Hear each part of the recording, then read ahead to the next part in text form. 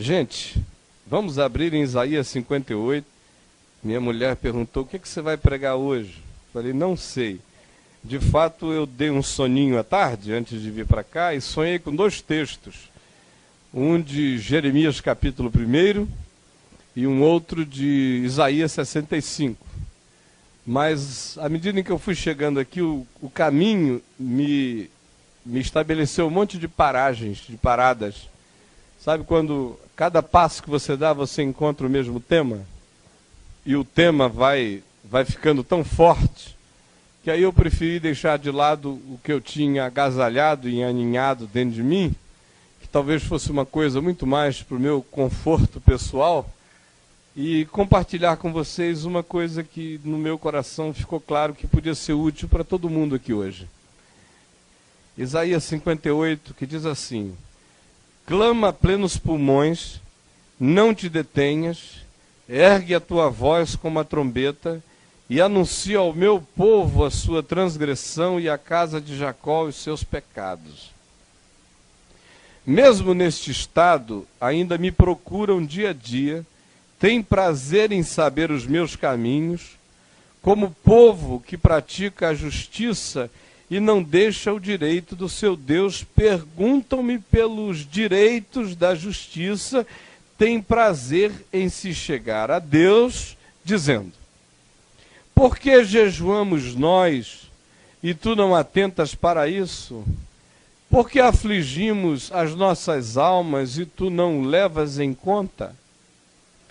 Agora Deus responde: eis que no dia em que jejuais, cuidais dos vossos próprios interesses e exigis que se faça todo o vosso trabalho. Esses caras tinham um vício espiritual. Eles não estavam de fato se aproximando de Deus com um sentimento devocional. Era uma relação utilitária com Deus e mecânica. Tipo, nós queremos saber o que Ele pensa, queremos e temos a curiosidade de saber o máximo possível acerca da revelação, porque nós queremos saber quais são os nossos direitos, para podermos nos aproximar de Deus e reivindicarmos os nossos direitos. E os direitos que eles queriam reivindicar eram basicamente extremamente utilitários, do seguinte tipo: por que nós jejuamos? E jejuamos e jejuamos, e tu não atentas para isso? Nós estamos jejuando, o senhor tem que atentar. Como se o fato do indivíduo jejuar estabelecesse uma relação de causa e efeito. A causa jejum estabeleceria o efeito bênção. E porque afligimos as nossas almas, a causa aflição, que o cara já vira até um masoquista da espiritualidade, ele aflige, Deus está vendo que eu estou infeliz. Por que afligimos as nossas almas e tu não levas em conta? Então a causa aflição tem que gerar o efeito da contabilidade da participação divina na vida. A resposta de Deus é: vocês são uns utilitaristas, vocês estão pensando em mim numa perspectiva mecânica de causa e efeito. Tipo, se a gente se apresentar com esse rito das exterioridades, Deus vai ter que se impressionar com isso, porque a mecânica causal está proposta, estabelecida, e o efeito correspondente tem que acontecer. Resposta de Deus é: eis que no dia em que jejuais, cuidais dos vossos próprios interesses. Esse jejum de vocês é utilitário, é o jejum do negócio, é a devoção da conta corrente, é aquele amor do com que me pagarás. E Deus está dizendo: olha, é só negócio que vocês estão me propondo. Como se eu ficasse impressionado com a performaticidade dessa espiritualidade de fachada que não carrega amor e essência no coração. E mais ainda, cuidais dos vossos interesses e exigis. É uma palavra que parece muito com eu determino, eu declaro, Deus está obrigado a fazer e exigir que se faça todo o vosso trabalho. Então ainda querem transformar Deus no boy, no estivador, no executivo, no CEO da minha empresa de aflições e de irresoluções. Ele tem que fazer todo o meu trabalho. Eis que jejuais para contendas. O jejum de vocês é uma boa cumba. Vocês estão sempre jejuando na perspectiva de quem que Deus vai tirar para me dar. Qual é o meu inimigo que será acachapado para que eu seja abençoado? Quem é que vai se dar mal para que eu me dê bem? Eis que jejuais para contendas. O jejum de vocês é um campo de batalha. Parece muito com a espiritualidade vigente, que é batalha para tudo que é lado. O diabo também é objeto dessa batalha, mas o que sobra na terra é uma quantidade enorme. O cara batalha contra o patrão, ele amarra o cara, ele sequestra o cara, ele cala a boca do cara, ele pede a Deus para dar um pesadelo maligno, para quem sabe ele ter um câncer de pele e pagar melhor, para que alguma angústia o acometa. Tudo isso em nome de Deus, com a piedade horrorosamente diabólica. Que Deus é esse? Jejuais para contendas e rixas. Não tem nem coragem de ir à luta, tenta fazer de Deus o instrumento da sua vingança. E para ferirdes com punho iníquo. E mais ainda, jejuando assim, como hoje, não se fará ouvir a vossa voz no alto. Isso é exatamente igual ao que Jesus disse o tempo todo. Ao caminho do altar. Calma, porque isso aí é chuva de panela.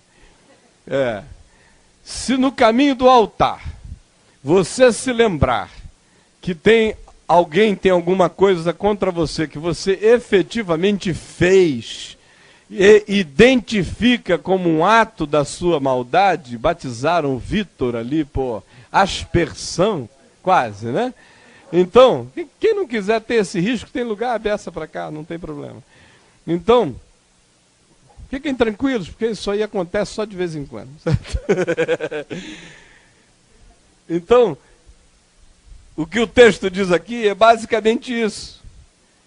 Eis que jejuais para contendas, para ferirdes com punho, para rixa. Esse tipo de voz de vocês não vai se fazer ouvir no alto, na minha presença, porque essa é uma espiritualidade perversa. Ela comete só o estelionato de usar o nome de Deus, mas o Deus descrito, ou o Deus pensado, é diabólico.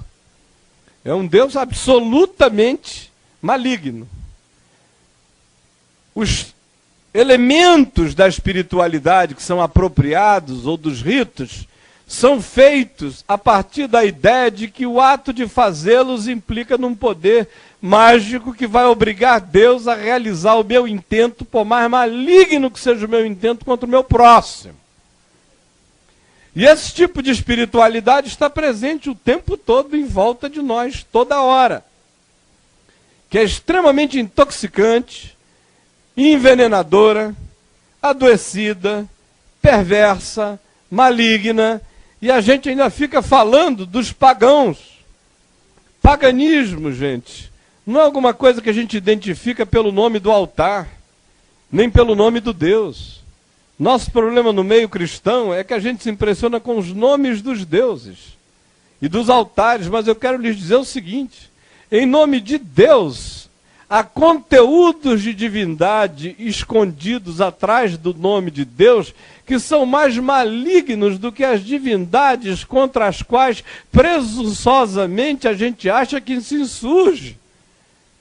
Porque o que há de despacho para o mal no coração de muitos de nós que nos reunimos em nome do Senhor não está escrito em lugar nenhum.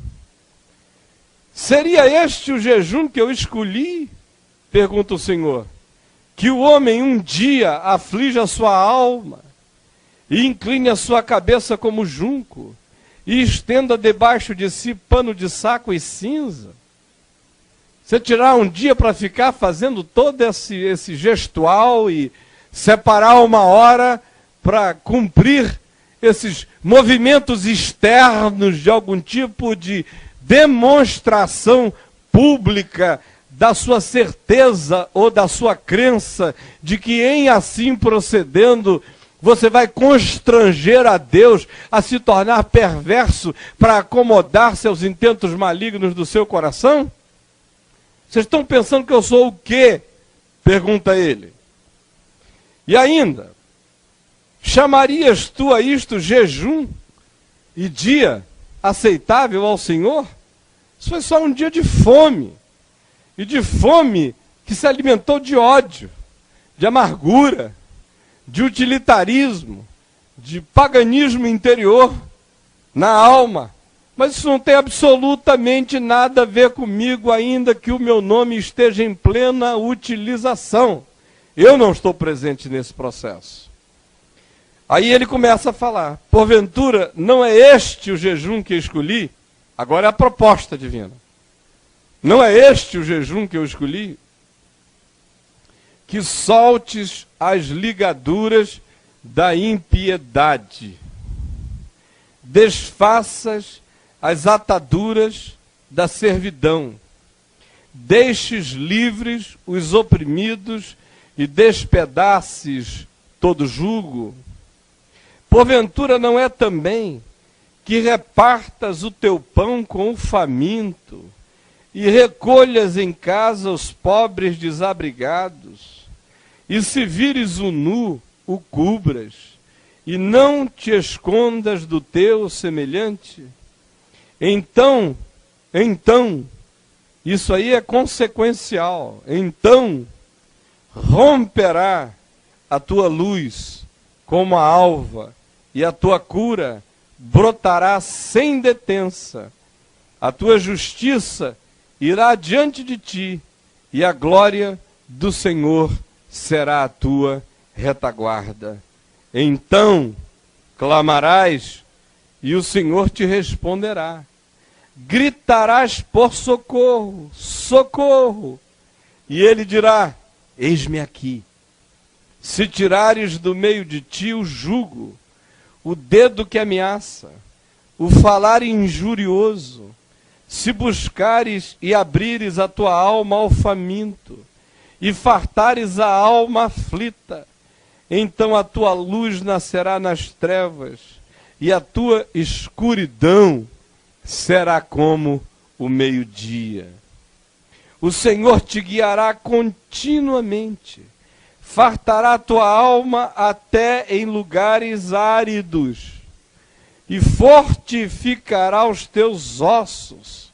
Serás como um jardim regado, e como um manancial cujas águas jamais faltam.